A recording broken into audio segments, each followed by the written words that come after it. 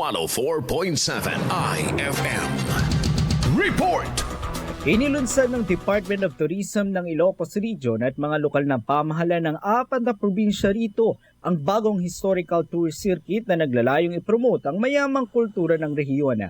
Ayon kay Marisa Fango ng Don Mariano Marcos Memorial State University, naglalaman ng mga mahahalagang historical sites maging na modernong kasaysayan ng naturang guidebook.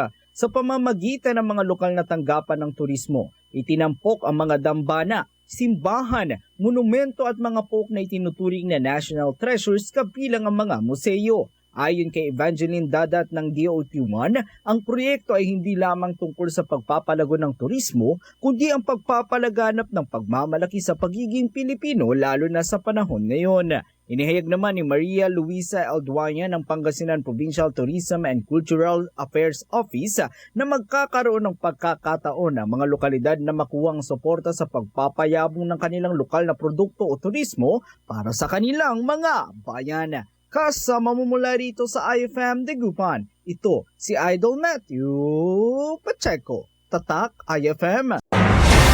IFM News. IFM News. IFM. IFM News.